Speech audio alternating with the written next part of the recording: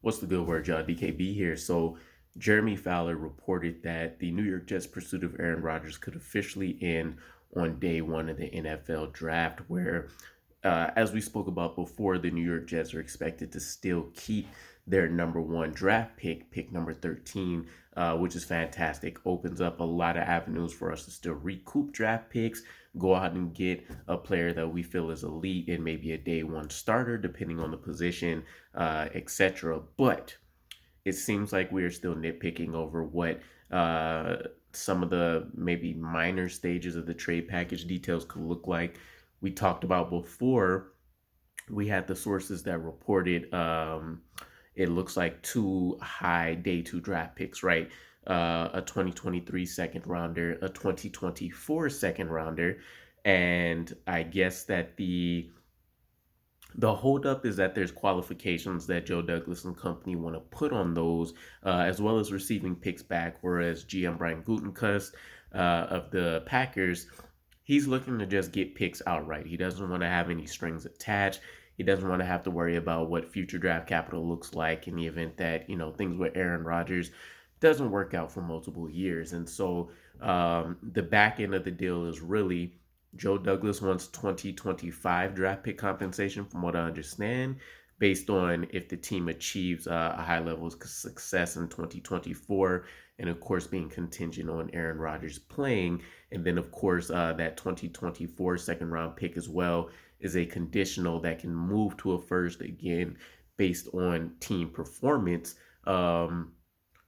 So we'll see what happens. I won't say it's ideal that if it happens on draft day, I won't be excited or anything like that. But honestly, I think we've heard Joe Douglas before, Jets, I was going to say Jets Flight Squad, the One Jets Drive videos that we've seen.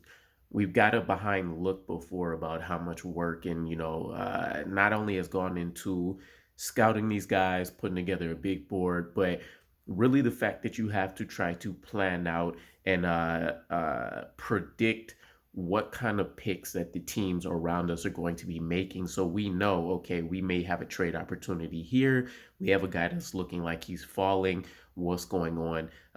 And so a lot of that gets, thrown into a loop when you think about, okay, I either have three picks in the first, two rounds of the draft, or I only have two because we have this Aaron Rodgers package that's going on, and maybe that's not it, right? Maybe the if it does go down on draft day, maybe it comes out that the trade package looks completely different from what we're expecting. But that is the latest and greatest on our beloved Aaron Rodgers. But I will say the good news is that it seems like the random bit of information that came out from Craig Carton about the 49ers potentially being in the trade talks, excuse me, I guess those are, well, nobody ever really followed back up with it, right? From what I've seen, a lot of people actually ended up coming out and shooting down those reports. So there is great news on the horizon from that viewpoint that we aren't really in competition with anybody.